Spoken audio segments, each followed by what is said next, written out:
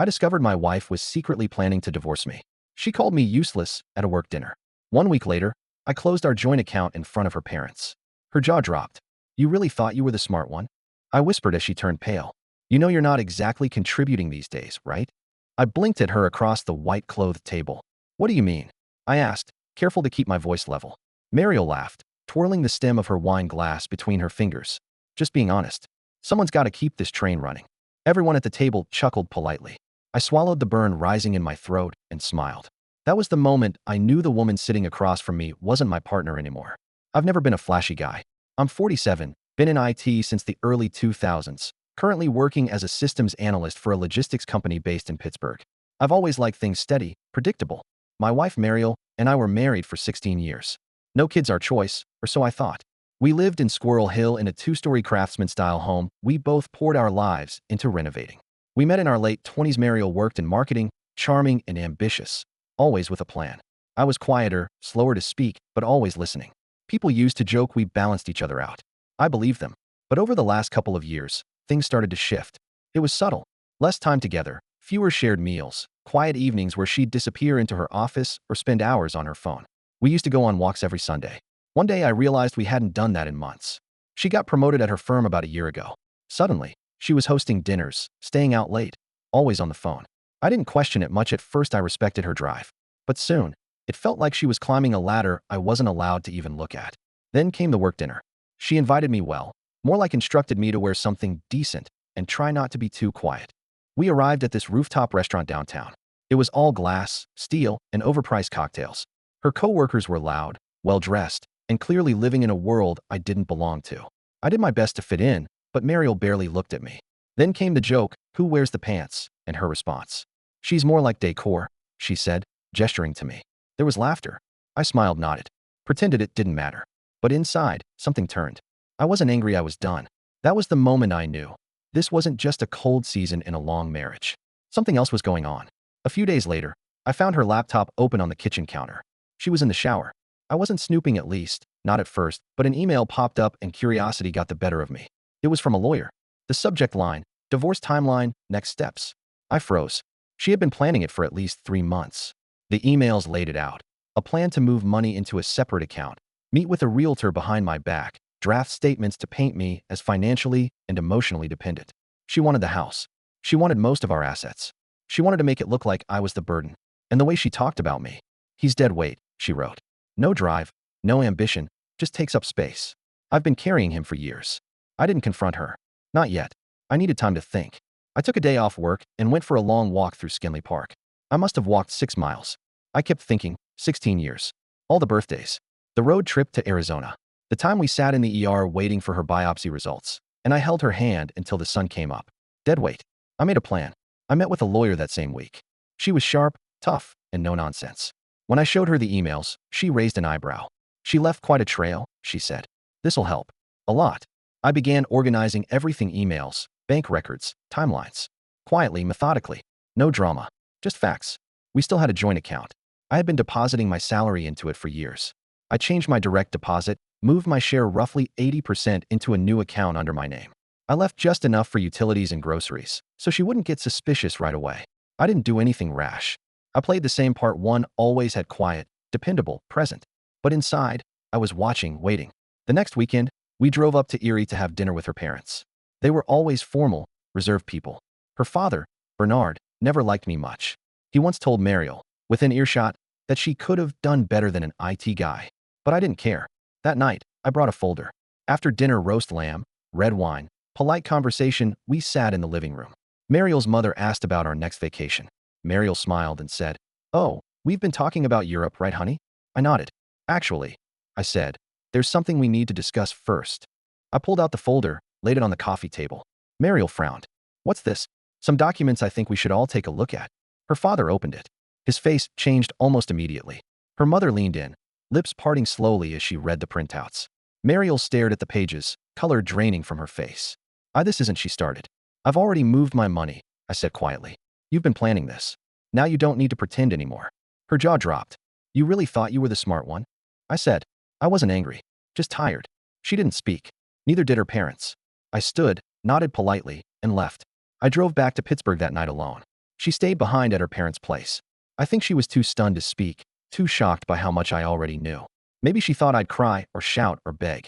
Maybe she thought I'd never find out. But the silence I left her with? That was louder than anything I could have said. The next morning, she showed up at the house. She didn't knock, she used her key, walked right in like nothing had happened. I was sitting at the kitchen table, sipping coffee, working through some emails. She stood there for a moment in her cream-colored coat, trying to put on her usual cold calm. "You blindsided me," she said. I didn't respond. "You violated my privacy," she added, dropping her purse onto the table. "That was a personal email." I set my mug down. "You were planning to drain our finances and lie about me in court." Her mouth opened, but she didn't speak. I waited. No apology came. Just a huff, a roll of her eyes. Like I was being dramatic. Like I wasn't sitting across from someone who had quietly mapped out my erasure while I made us dinner every night. "I didn't mean it like that," she finally said, referencing the emails. "I was just venting. That's what lawyers tell you to do. They want a narrative." I nodded slowly. "Right. And the new bank account? The realtor? That part of the narrative, too." She didn't answer. She just grabbed her laptop from the shelf and headed upstairs. That day was quiet. She moved through the house like a ghost, packing things, making calls. She didn't look at me. That was fine. I didn't need her to. A few days later, I filed the paperwork. My lawyer had already prepped everything. She said Mariel might try to play the victim in court, so we kept our documentation tight: timestamps, statements, emails printed and annotated.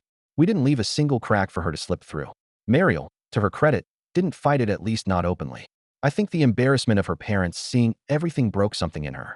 She always craved control, and I'd taken that from her in one silent, calculated move. But she wasn't done with me yet. 3 weeks after the initial filing, I started getting messages. Mutual friends, colleagues, people I hadn't spoken to in years. "Hey, I heard you and Mariel split up. She told me you've been struggling mentally, that you've been kind of checked out. She said you weren't working anymore. Are you okay? She mentioned you were really unpredictable lately. That's not like you, man." She was running a smear campaign. Quiet, subtle, planting seeds. No outright lies, just nudges in a direction that made me look unstable, irresponsible, broken. It was infuriating, but not surprising. This was part of her game. Damage control. If she couldn't control the narrative through legal means, she'd shape it socially. So I did what I always do when things feel like they're spinning out of control. I documented everything. I started forwarding texts, screenshotting social posts, logging conversations. Not because I planned to use them, but because I needed to see the whole picture clearly. My lawyer, meanwhile, was methodical. She reassured me constantly. Judges don't care about gossip. They care about assets, paper trails, facts, and you've got them all. Still, it hurt. Watching people you trusted slowly start to treat you differently. People who used to invite you over now looked at you like you were fragile glass. All because of a few whispered lines from someone who once swore she'd never hurt you. I remember one night, I sat alone on the back porch. It was cold Pittsburgh in early fall, and I could see my breath in the porch light. I had a whiskey in one hand and our cat, Cleo, curled up at my feet. And I thought, how did it come to this? How did we get from lazy Sundays with pancakes and old jazz records to legal statements and character assassinations? But then I remembered, this wasn't sudden. It had been happening for years. Quietly, beneath the surface. Her contempt had been growing like mold behind the walls, invisible, but rotting everything underneath. In hindsight, there were so many signs I ignored. The way she stopped asking how my day was. The way she started ordering takeout, even when I cooked. The way she looked at her phone more than she looked at me. The way her laugh changed sharper, more performative when we were around her coworkers. Like she was performing a role. And I was the extra. The deeper I looked, the more I realized. Mariel had been writing me out of her life for a long time. She just hadn't told me yet. And when she finally did, she expected me to fall apart. But I didn't.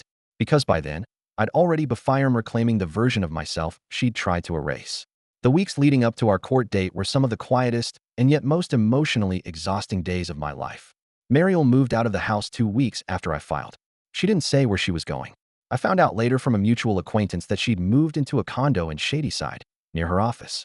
Probably wanted to stay close to the scene she'd spent so long curating. After she left, the silence in the house was harsh at first. Her absence echoed louder than any fight we could have had. Her perfume still lingered in the upstairs hallway. A single cardigan she forgot hung behind the closet door like a ghost. I left it there for days. Not because I wanted her back, but because I didn't yet have the energy to remove the last physical traces of her. The house was officially in both of our names, but I had paid most of the mortgage. I had the bank statements to prove it. My lawyer said we had a strong claim, especially when paired with the evidence of her financial planning behind my back. Mariel, of course, wasn't going to give it up without a swing. When the initial hearings began, she came in dressed like she was attending a high-level business meeting: tailored pantsuits, flawless makeup, cold composure. She looked every inch the victim of a failed marriage. Her attorney, a man named Halbert, yes, that was his actual name, kept painting her as the partner who had shouldered the emotional burden of our relationship. He argued that I was passive, disengaged, and that she had simply prepared herself for an inevitable collapse. He even suggested, without saying it outright, that I might be depressed or unstable. Not in a malicious way, just in that calculated, concerned tone lawyers use to plant doubt without offering proof. But we had the paper trail. Her emails, the bank transfers, the private messages to friends describing her plan. All of it presented calmly, factually, without embellishment. My lawyer was surgical. She never raised her voice. She never argued. She simply showed them who Mariel had become, in her own words. It was strangely satisfying, watching her shrink in her seat as her words, once confident and cruel, were read aloud in a sterile courtroom. There was one moment that stood out. We were reviewing the timeline of her hidden financial activity. The judge, a woman in her 60s with no patience for nonsense, looked over the documentation silently.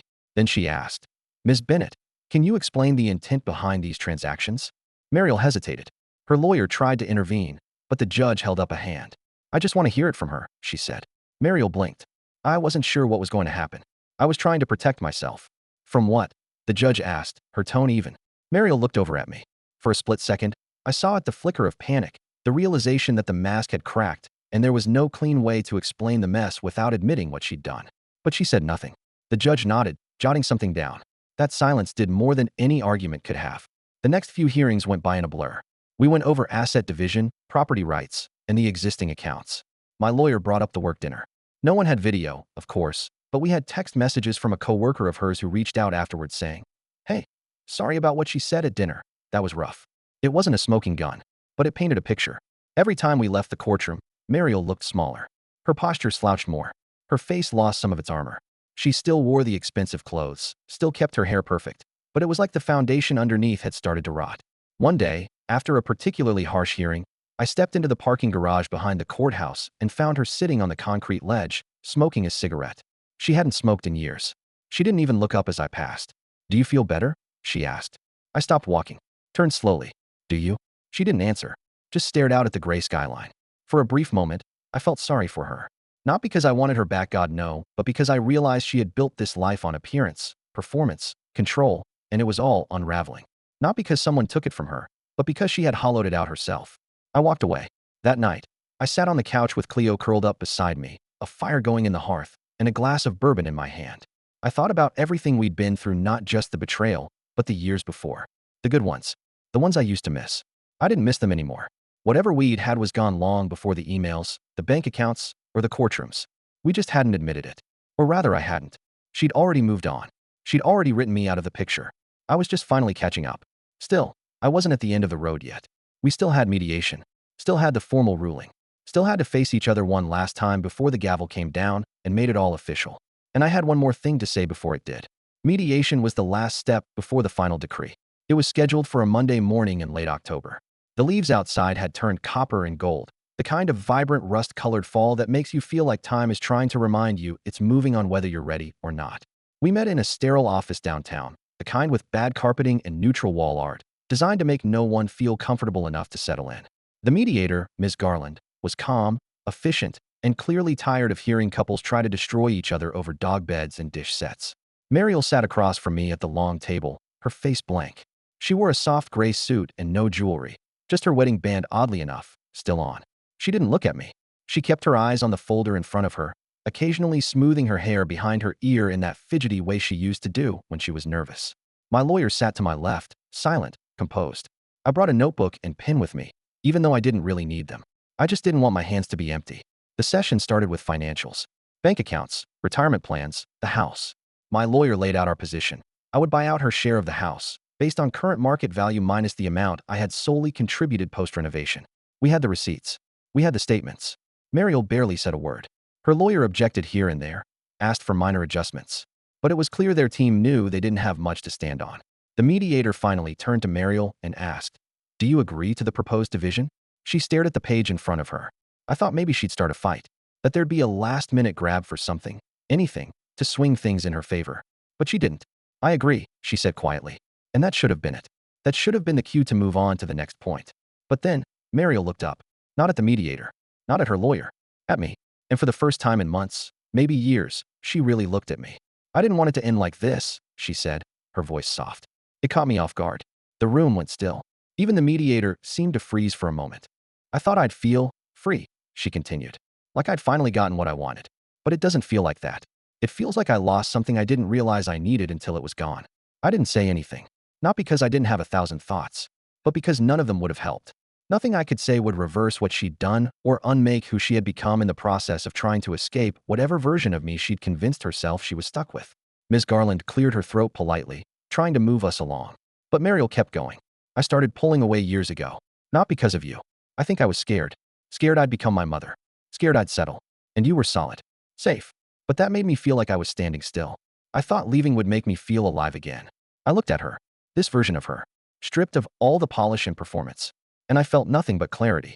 You didn't just pull away, I said, my voice low. You turned me into the enemy in your head, so you'd feel justified in what you were doing. That's not fear. That's cruelty. There was no anger in my voice. No heat. Just truth. And that hit harder than shouting ever could. The mediator glanced between us, probably trying to calculate how much longer this emotional detour was going to delay the session. My lawyer gave me a look that said, say the word, and I'll shut this all down. But I didn't. I let her sit in it. Because for the first time, she wasn't controlling the narrative. She wasn't getting to rewrite the story to make herself the martyr or the bold woman breaking free. She had to look at me, really look, and see the fallout she created. And I think that scared her more than anything. We went through the rest of the mediation in near silence. She agreed to the asset splits, gave up her claim on the house, requested we split the antique furniture, which I didn't argue. I didn't care about the dining table or the mirror in the hallway. I just wanted peace. The session wrapped. Papers were handed over. Signatures completed. As we stood to leave, she looked at me again. This time there was no speech. No apology. Just that look. Like she wanted to say something, but couldn't find the words or knew none would matter now. I walked out first. The air outside was crisp, biting even. But it felt clean. As I stood by the elevator, waiting for it to arrive, I glanced out the window overlooking the city. The skyline was just beginning to glow with the late morning sun. And for the first time in a long, long while, I realized I didn't feel stuck anymore. The weeks after mediation were strange, not good or bad, just unfamiliar. I had the house to myself. No more tense silences or careful tiptoeing around moods. No more shared grocery lists or that suffocating feeling that everything was slowly cracking beneath the surface. The house felt lighter, like it was finally exhaling after years of holding its breath. I donated her leftover clothes, packed up her books, found a realtor to appraise the place, not to sell it, but to understand just how much she gave up when she walked away from it. I had no intention of leaving. This house wasn't just 4 walls and a roof. It was my history. I painted the living room a deep navy blue, something she always said was too depressing. I bought new furniture, swapped out the old dining set, the one we had argued over in a pottery barn 9 years ago, for something sleek and modern. Something mine. Mariel tried to stay in touch at first. A few texts, a short email asking if I'd seen her old passport. I answered when necessary. Kept it polite, brief, but she never asked how I was doing. Not really. I think she knew the answer and didn't want to hear it. Then came the real revenge. Not dramatic, not loud, just earned. About 2 months after everything was finalized, I got an email from a former coworker of hers. We'd spoken once or twice at company events. She was nice, sharp, observant. She said she felt weird reaching out, but that she thought I should know something.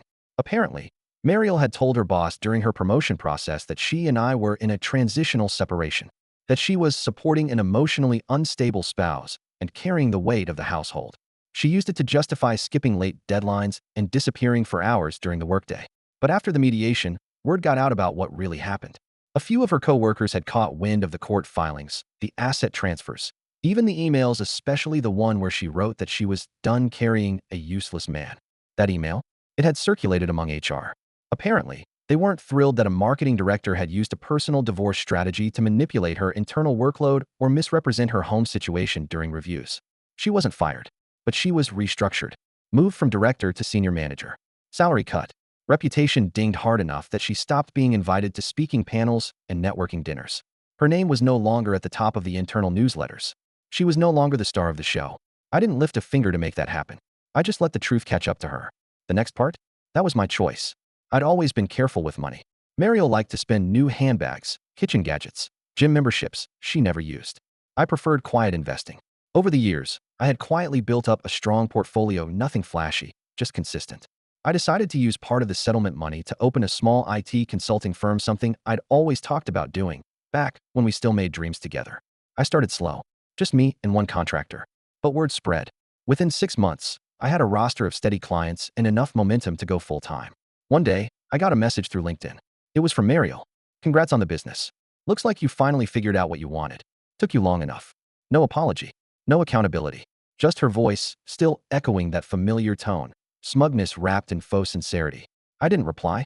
Instead, I posted a company update celebrating the 1-year anniversary of the firm, with a picture of our new office space in Bakery Square, the exact spot she used to dream of renting for her own future brand agency. The post got shared over 100 times. Former co-workers of hers liked it. A few commented. One wrote, "So proud of how far you've come after everything. Real class act." I didn't gloat. I didn't need to. My life was quieter now. Simpler, but not empty. I joined a hiking group. Took my first solo trip to Maine. I met new people, not dating yet, but not avoiding it either. I started to feel at home in my own skin again.